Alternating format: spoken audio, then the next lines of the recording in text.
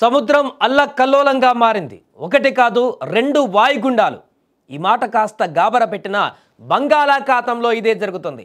బంగాళాఖాతంలో వాతావరణ పరిస్థితులు అనూహ్యంగా మారుతున్నాయి. ప్రస్తుతం సముద్రంలో ఒక వాయుగుండం కొనసాగుతుండగానే మరొకటి ఏర్పడేందుకు పరిస్థితులు అనుకూలంగా ఉన్నాయని వాతావరణ శాఖ నివేదికలు చెబుతున్నాయి. మలక్కా జలసంధి సమీపంలో ఏర్పడిన తీవ్ర అల్పపీడనం మంగళవారం ఉదయం నాటికి బలపడి వాయుగుండంగా మారిపోయింది. రాబోయే 2 రోజులలో దీనిపై స్పష్టత రానుంది.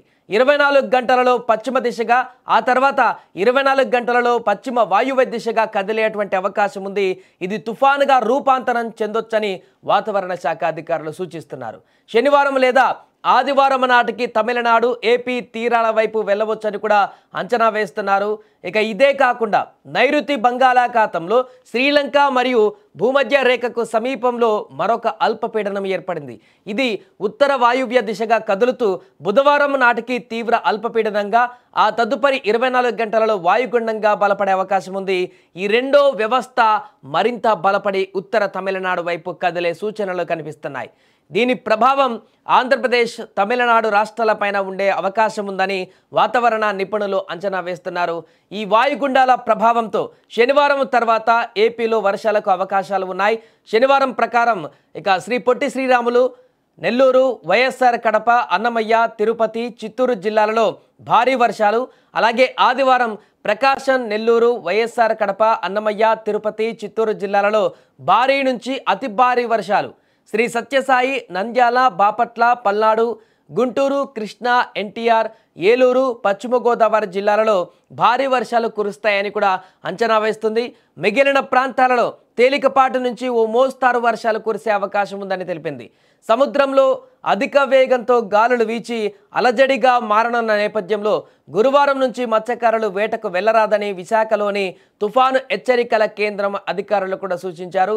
దీంతో ప్రజలందరూ కూడా కొంత అప్రమత్తంగా ఉండవలసినటువంటి సమయం అయితే ఆసన్నమైంది. ముఖ్యంగా మత్స్యకారులు సముద్ర వేటకు వెళ్ళడానికి పూర్తిగా ఈ యొక్క వాయుగుండాలు అల్పపీడనాలుగా మారినటువంటి సందర్భంలో, ఈ సందర్భంలో చేపల వేటకు వెళ్లకుండా ఉండేందుకు జాగ్రత్తలు తీసుకోవాలంటూ చెప్తున్నారు. ఇలాంటి సమయంలో ఎవరు కూడా వేటకు వెళ్ళకుండా ఉండాలంటూ కూడా చెప్తున్నారు.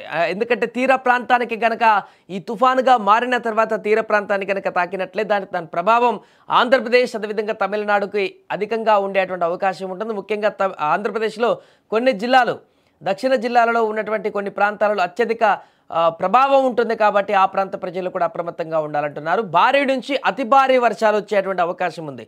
ఈ రెండో అల్పపీడనం అనేది, వాయుగుండం అనేది రేపటి వరకు క్లారిటీ రానుంది. అది ఏ దిశ మార్చుకుని ఎటువైపు వస్తుందనేది. ఆల్రెడీ ఒక అల్పపీడనం ఏర్పడింది. మరొక అల్పపీడనం వాయుగుండంగా కొనసాగేటువంటి పరిస్థితులు రేపటి వరకు క్లారిటీ వచ్చే అవకాశం ఉంది. ఏదేమైనా కూడా దాని ప్రభావం అయితే ఇటు తమిళనాడు, ఆంధ్రప్రదేశ్లో స్పష్టంగా కనిపించేటువంటి అవకాశం ఉంది. అది అతి భారీగా కనిపిస్తుందా, భారీగా కనిపిస్తుందా, నార్మల్గా ఉంటుందా అనేది రేపటి వరకు తెలుస్తుంది. బట్ ఖచ్చితంగా దీని ప్రభావం అనేది ఆంధ్రప్రదేశ్లో కొన్ని జిల్లాలపైన ఉంటుందనేటువంటి విషయాన్ని అయితే వాతావరణ శాఖ అధికారులు స్పష్టం చేస్తున్నారు. దీంతో మరొకసారి ఆంధ్రప్రదేశ్లోని కొన్ని జిల్లాలలో ఈ యొక్క వర్షాభావ పరిస్థితులు ఎదుర్కోవడం స్పష్టంగా కనపడుతుంది. దీంతో ప్రజలందరూ కూడా అప్రమత్తంగా ఉండాలంటూ కూడా వాతావరణ శాఖ నిపుణులు చెబుతున్నారు.